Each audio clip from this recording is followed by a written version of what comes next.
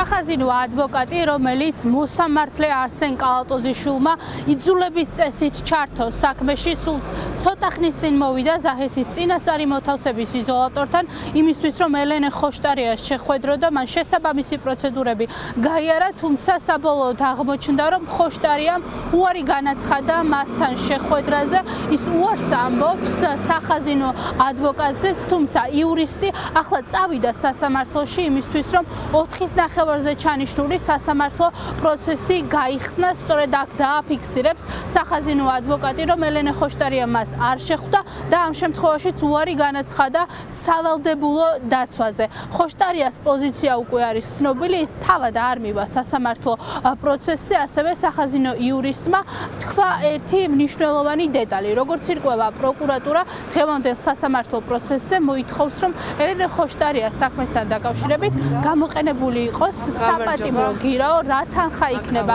ეს ამ დროისთვის არის უცნობი, თუმცა ელენე ხოშტარიას პოზიცია ცნობილია, რომ ის სავარაუდოდ არ გადაიხდის ამ გირაოს იმ შემთხვევაში, თუ მოსამართლე დააკმაყოფილებს პროკურატურის ამ მოთხოვნას და გამოყენებული იქნება საპატიმრო გირაო და ხოშტარია ამ გირაოს არ გადაიხდის, მოუწევს პოლიტიკოს, რომ საპატიმრო დაწესებულებაში იყოს იქამდე, სანამ ეს საპატიმრო გირაო არ დაიფარება.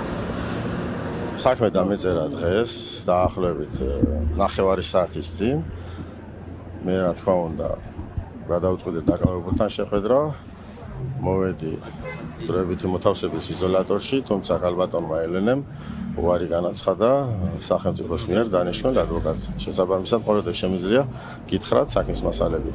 გადმომეცა, თუმცა სხვა კომუნიკაცია მასთან არ ჰქონია. ის არ შეხვდა, თუ არს ამბობს თქვენთან შეხვედრაზე, უარს ამბობს დაცვაზეც. თუმცა ახლა პროცესზე მაინც მიდიხართ თქვენ? პროცესი არის დანიშნული 4-ის ნახევარზე და მე ვალდებული ვარ პროცესზე გამოვცხადო. როგორ დაცვაზე უარი განაცხადა ელენე ხოშტარია? მაინც დაიცავთ ან პოზიცია სასამართლოზე დავაფიქსირებთ. როგორც ჩემთვის ცნობილია, საპატიმრო უზრუნველყოფით შედის პროკურატურა. როგორც ჩემთვის ცნობილია, სხვა მეტ დამატებით ინფორმაცია არ მაქვს. საქმის მასალებს უნდა გავეცნო სრულად. თუ მოვასწარე კიდევ რა თქმა უნდა.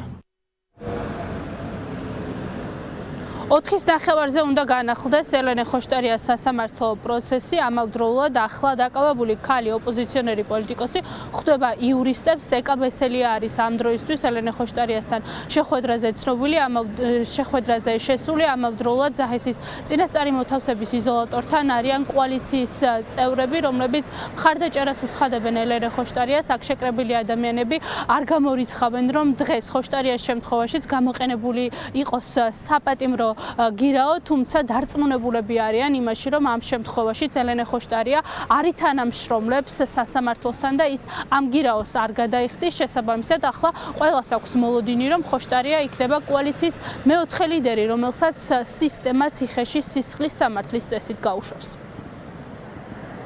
სისტემა, რომელიც დაცლილი არის სამართლიანობისგან, არჩევნები, რომელიც დაცლილი არის არჩევნების ფორმისგან, მსგავს სისტემასთან თანამშრომლობა არის ჩვენთვის წითელი ხაზები. შესაბამისად, ეს განცხადებაც გააკეთა ელენემ, ის არ აპირებს არანაირ გირაოს გადახდას და დამოკიდებულია სრულად სისტემაზე, რაც იზავს, რაც გადაწყვეტს, ან როგორც ლოტოტრონიეს ათამაშებენ. რომ ჩვენი კოალიციის უკვე 4-ვე ლიდერი არის დაპატიმრებული და ამ პატიმრობის ერთადერთი მიზეზი არის ის, რომ ეს ადამიანები არიან პრინციპულები, არ თანამშრომლობენ რეჟიმთან და არ ემორჩილებიან იმ გამოგონილ კანონებს, რომელიც რეჟიმმა მოიგონა მხოლოდ იმისთვის, რომ შეაჩერონ ეს ადამიანები. თქმა უნდა, შეუძლებელია რამე დადებითის მოლოდინი გქონდეს, იმიტომ რომ ეს არის რეჟიმი და რეჟიმი გააკეთებს იმას, რაც არც კონსტიტუციაში ჯდება და არც კანონში. რეალურად ჯერ კიდევ არ ვიცით რა არის ეგრეთ წოდებული პროკურატურის შუამდგომლობა სასამართლოში.